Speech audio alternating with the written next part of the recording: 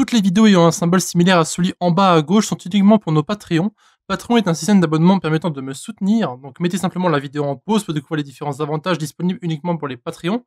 Et donc les 4 images sont les différents tiers disponibles, et les titres en haut à gauche sont les vidéos uniquement disponibles pour ceux qui me soutiennent. Bon visionnage. Bonjour à tous, donc dans ce nous allons voir ce que sont les sites statiques et quels outils vous pouvez utiliser pour les générer. C'est parti. Alors cette vidéo va être principalement pour expliquer ce qu'est un site statique et comment en générer un. Je vais vous montrer quelques exemples que moi j'utilise et que je peux donc valider, on va dire. Et donc après, c'est à vous de vous renseigner en fonction du langage que vous utilisez. Donc il existe des constructeurs de sites statiques dans quasiment tous les langages, donc du back-end, donc tout ce qui est Ruby, PHP, tout ça. Vous avez peut-être pas PHP, mais en tout cas, je sais qu'en Ruby ça existe. Et donc, je vais vous montrer ici quelques exemples. Alors d'abord, qu'est-ce qu'un site statique? Alors ce sont des sites qui ne contiennent aucune interaction avec l'utilisateur. En gros, hein, d'accord, ça veut dire qu'en gros, vous n'avez pas de base de données, etc. Donc vous n'avez aucune information à chercher à gauche et à droite. Ce qui veut dire que les sites statiques sont en général extrêmement rapides pour avoir les différentes pages qui sont disponibles.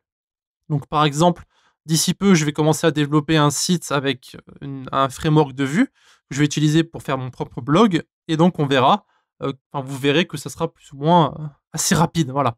Je le construirai peut-être sous vos yeux. Peut-être j'y pense. Je suis en train d'y penser en ce moment pour voir comment on fait. Bon, on verra, bref. C'est pas le sujet de la vidéo. Donc maintenant, je vais vous suggérer 4 frameworks que moi j'ai déjà utilisés et que je peux valider, donc comme j'ai dit au début de la vidéo. Alors, le premier, ça sera Hugo. Alors pour moi, Hugo, c'est le plus rapide. C'est codé en Go. Donc c'est du Golang, si vous connaissez éventuellement. Donc c'est le framework le plus rapide pour développer des applications statiques. Donc par exemple, si vous avez un blog avec beaucoup d'articles, le coder en Go, c'est la meilleure façon de faire, tout simplement. Après, si vous n'avez pas envie d'utiliser du Go, vous avez d'autres exemples. Par exemple, vous avez Next.js qui est développé avec React et vous avez Nuxt.js qui est développé avec Vue. Encore une fois, ce sont des choses que j'ai déjà utilisées, que je peux dire qu'ils fonctionnent évidemment et que tout le monde connaît, je pense. Enfin, tous ceux qui s'y connaissent un petit peu dans ce genre de choses. Personnellement, j'ai mis Nuxt.js en rouge ici parce que c'est celui que moi j'utilise le plus souvent. Parce que peut-être que vous ne le savez pas, mais j'adore Vue, personnellement. Très simple à utiliser, très simple à comprendre, etc. Et donc, si vous voulez autre chose, donc quelque chose de plus spécifique, parce que j'écris souvent des documentations, donc des documentations très poussées pour certains jeux vidéo, etc. Et j'utilise donc VuePress. Alors, VuePress est spécialement configuré pour écrire des documentations. Ce qui veut dire que tout sera prêt lorsque vous allez installer VuePress pour lancer une documentation qui est poussée. Voilà. Donc, faites ce que vous voulez. Je vais maintenant vous montrer le site de chaque framework et on va voir un peu comment ça fonctionne. Donc, on va commencer par Hugo. Donc, encore une fois, ils se disent la librairie, ou le framework, pardon, le plus rapide pour construire des sites web statiques. Donc, encore une fois, chaque site va contenir un bouton qui est Quick Start ou Let's Start ou Guide, Tutoriel. Tout ce que vous avez à faire, c'est simplement cliquer sur Quick Start et ils vont vous nommer sur une page ici pour installer et donc, créer vos différentes templates. Donc, tout ce que vous avez à faire, c'est aller dans la documentation, ajouter un thème, ajouter du contenu, Start Hugo Server. Bref, vous pouvez voir que c'est pas extrêmement compliqué.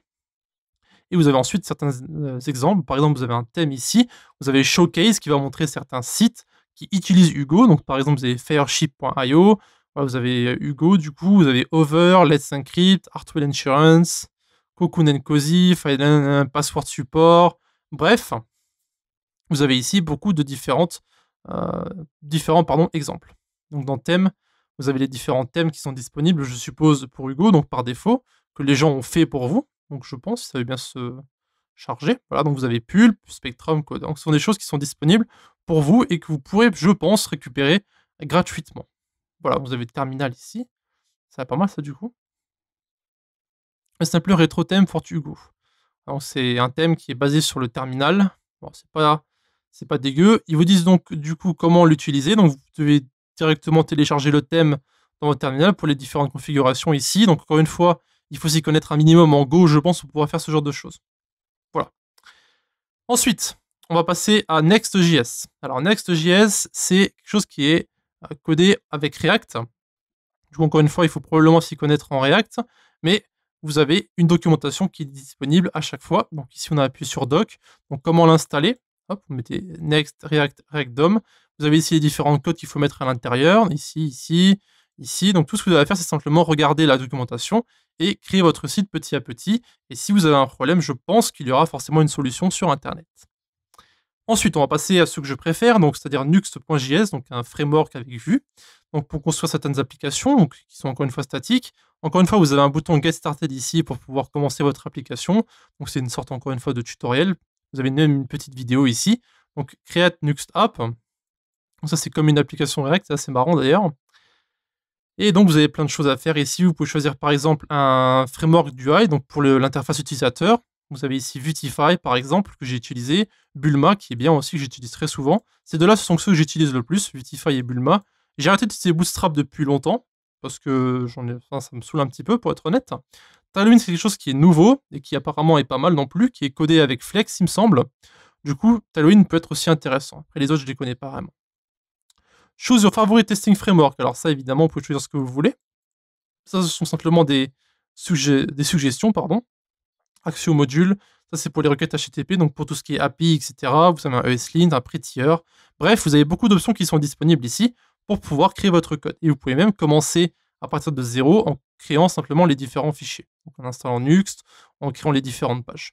Donc il faut savoir que l'application qui est tout en haut ici, le Create Nuxt App, va simplement créer un template de base pour les utilisateurs, enfin pour ceux qui vont utiliser le framework. Voilà. Moi, personnellement, maintenant, j'ai mes propres templates que j'utilise, mais encore une fois, si vous commencez, vous pouvez utiliser ce template ici, bien que je vous conseille de commencer à partir de zéro, ça sera plus simple pour pouvoir tout comprendre. Voilà. Et enfin, vous avez donc VuePress, qui est donc spécialement pour tout ce qui est construction de documentation. Donc on peut utiliser du Markdown, on peut utiliser plein de choses à l'intérieur. Donc vous avez par exemple des exemples. Donc ici, on peut Get Started. Get Started. Très bon anglais. Hein. Donc pour construire des documentations donc, qui vont ressembler plus ou moins à ça, donc vous avez How It Works, Features, To-Do List, Why Not. Donc ce sont des choses comme ça que vous allez pouvoir construire, donc on va dire similaires. Je vous explique comment ça fonctionne, avec Vue, Vue Router, Webpack, et vous avez sûrement une vidéo, un chapitre pour pouvoir commencer. Donc vous avez ici Get Started à gauche, vous cliquez dessus, et là vous pouvez simplement voir les différents codes que vous allez devoir ajouter dans vos différents fichiers pour pouvoir commencer. Donc ça c'est pour créer l'application, là c'est pour la configuration, etc. Voilà. Donc ce sera tout pour la création, pour la génération de sites statiques. Donc si vous avez des questions sur d'autres frameworks que vous voulez utiliser ou d'autres langages, je serai content de vous répondre. Encore une fois, si vous avez une question à poser, vous avez le Discord de la communauté ou bien encore les commentaires de YouTube. À la prochaine. Donc, merci d'avoir regardé notre vidéo jusqu'à la fin. Encore une fois, vous pouvez nous retrouver sur Discord. Donc l'invitation se trouve en bas à droite. Et aussi un grand merci à nos Patreons qui nous suivent pour le moment, donc qui se trouvent en bas à gauche. Si vous désirez avoir plus d'informations sur Patreon, allez simplement dans la description et retrouvez-nous directement sur le site.